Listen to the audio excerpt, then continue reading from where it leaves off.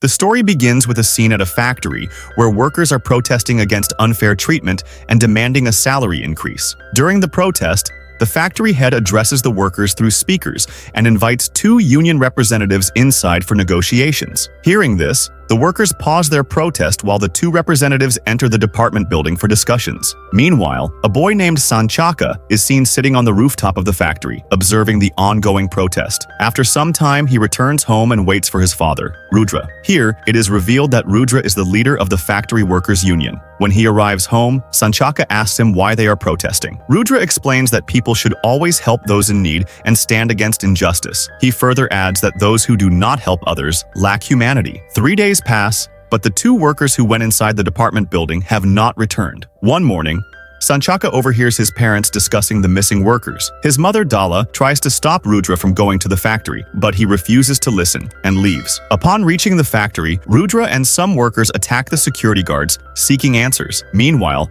Sanchaka and his mother visit the homes of the missing workers. At one worker's house, Dala spots the supposedly missing worker inside. Shocked, she watches as the worker's wife lies, claiming he hasn't been home for 3 days. Realizing the situation is a setup, Dala rushes toward the factory to warn Rudra. However, she falls on the way and injures her leg, making it impossible to run. In desperation, she tells Sanchaka to go and inform his father about the truth. At the factory, Rudra is fighting security guards to get inside when one of the workers suddenly stabs him with a knife, killing him. Moments later, Sanchaka arrives at the scene and, seeing his father dead, Sanchaka breaks down in tears. Overcome with rage, he stands up and vows to take revenge for his father's death. He picks up a security guard's shield and screams with all his might. Suddenly, a bolt of lightning strikes from the sky, hitting Sanchaka directly and throwing him backward. The impact shatters the shield in his hand, and to everyone's shock, all the shields held by the security guards begin to break apart as well. Stunned by what they just witnessed, some of them approach Sanchaka to check on him, but the moment they touch him, they are struck by a powerful electric shock and are flung backward. The story then jumps forward to a later time, showing Sanchaka sitting at home. His mother tells him that she needs to go to the city to buy some supplies. Sanchaka protests,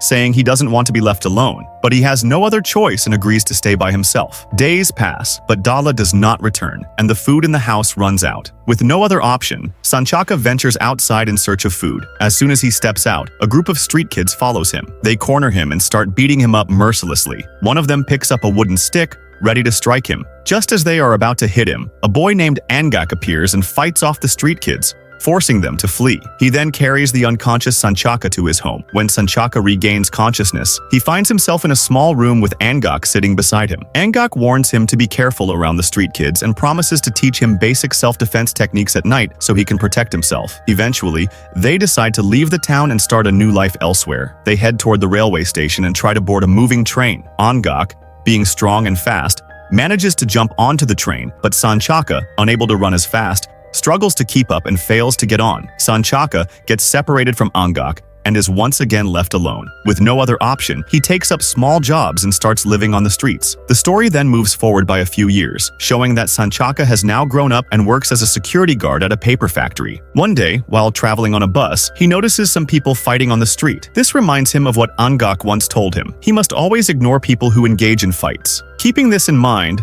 Sanchaka looks away and continues to live a normal life. However, he still fears electricity, and every time he sees lightning, he hides in fear. The scene then shifts to a party where two people are discussing a man named Pakor. They say that Pakor had a difficult childhood because someone had burned his entire family alive. The story then moves into a flashback, revealing Pakor's past. After losing his parents, Pakor's uncle abandoned him in a low-class orphanage, where the children were treated cruelly. As time passed, Pakor grew tired of the abuse. He gathered the other orphaned children and made a plan to kill the orphanage owners. Together, they executed their plan, eliminating all the abusive caretakers. Years later, Pakor inherited his father's wealth and began taking care of orphaned children. The story then shifts back to the present, where Pakor has become the leader of all criminals and collaborates with corrupt politicians in Indonesia to carry out illegal activities. He has built his own army, training orphaned children to become ruthless killers. Additionally, Pakor has devised a sinister plan to make money, one that could cost many lives. He is secretly mixing harmful chemicals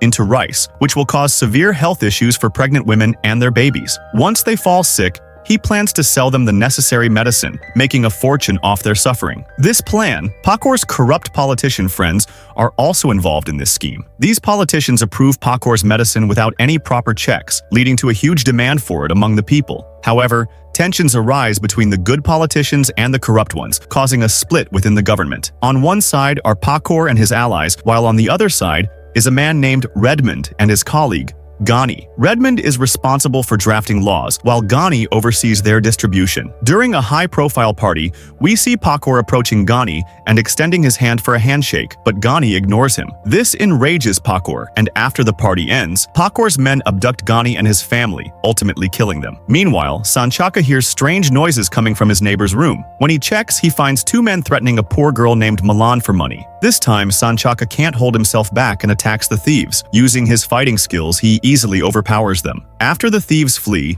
Milan and her brother thank Sanchaka for saving them. Later that night, while Sanchaka is at the factory, a gang of thieves suddenly appears and viciously beats him. Believing he is dead, they throw him off the building. At that moment, a heavy storm breaks out, and a powerful lightning bolt strikes Sanchaka. However, instead of harming him, the lightning heals his injuries instantly, making him feel stronger than ever. The next day, Sanchaka is at the market when he encounters the same thieves who had attacked him the previous night. Seeing him alive, they begin to chase him. But this time, Sanchaka possesses the power of electricity. Using his newfound abilities, he easily defeats them. Malin witnesses this and is impressed by his strength. She then invites him to join her group. In reality, Malin has been working with the local. Malin and her group fight against thieves to protect themselves, but when they invite Sanchaka to join them, he refuses and returns to work. Meanwhile, another gang arrives and sets the entire marketplace on fire, destroying everything. Malin rushes to Sanchaka and informs him about the disaster. She reminds him that a person who doesn't help others in need is nothing more than a living corpse. Her words trigger memories of his father, who had once told him the same thing. Reflecting on his father's teachings, Sanchaka decides to stand with Malin and fight against the criminals. Determined to conceal his identity, he dons a mask and begins taking down criminals one by one. During one of these battles, an unknown man stabs him and secretly collects a sample of his blood before disappearing. The identity of this man remains a mystery. Sanchaka, however,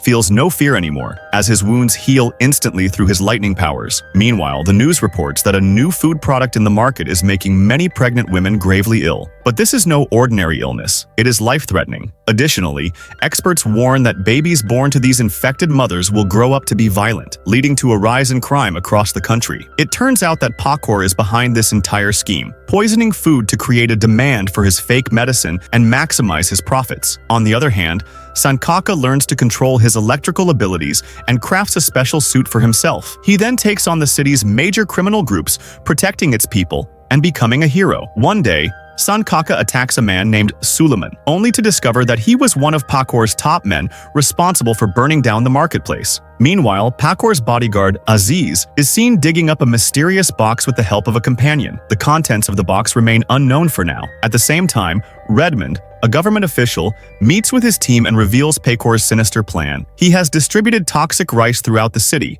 causing pregnant women to fall ill. Shocked by the revelation, the officials agree to join forces and take action against Pakor. During a live news broadcast, reports about the masked superhero, Sanchaka, surface. Seeing this, the government officials decide to contact him, believing he could help them stop Pakor. Redmond instructs his team to develop a real antivirus to cure the illness, since Pakor's so-called medicine is fake and worsening people's conditions. Meanwhile, Pakor receives Suleiman's dead body. Enraged, he vows revenge because Suleiman was an orphan whom Pakor had taken under his wing. Furious over his death, Pakor gathers his men and declares war on the masked superhero, Sanchaka. Pakor orders his orphan army to wreak havoc across the city, attacking both civilians and the officers who stood against him. Among the victims, Redmond is about to be killed when Sanchaka arrives, just in time to save him. Grateful, Redmond pleads with Sanchaka to help protect the city and its people. In the next scene, we see the officers reluctantly agreeing to distribute Pakor's antivirus without verifying its authenticity. Just then, Redmond receives a call from an officer who informs him that Pakor is the sole supplier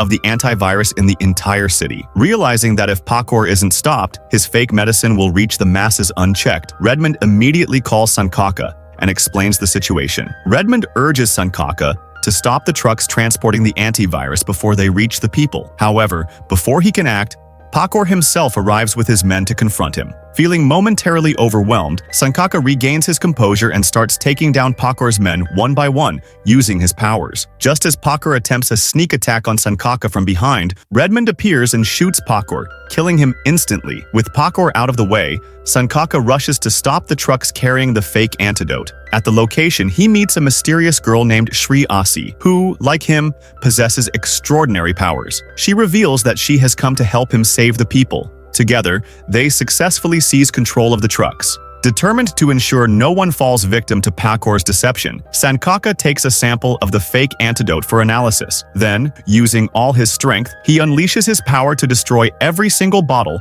of the counterfeit cure, shattering them into pieces, just like the guards' weapons had been destroyed at the beginning of the story. With the shields destroyed, Sankaka successfully saves the people from the fake antivirus. Meanwhile, Pakor's bodyguard breaks through a wall, uncovering an ancient tomb. He then takes out the secret box he had been carrying and drips a few drops of Sankaka's blood onto it. This man is revealed to be the same person who had stabbed Sankaka during the fight and stolen his blood sample. As the blood seeps into the box, he carefully removes a severed head from inside and places it onto a headless body resting within the tomb. Suddenly, the body reanimates, and standing before him is Labuk, a powerful warrior from ancient times. Gazul, who is present at the scene, informs Labuk that Gundala, Sankaka's true identity, is coming for him. He refers to Sankaka as Gundala and instructs Labuk to build an army in preparation for the inevitable war against him. And with that, the film ends. Let me know in the comments what you thought about this movie. I'll see you in the next video.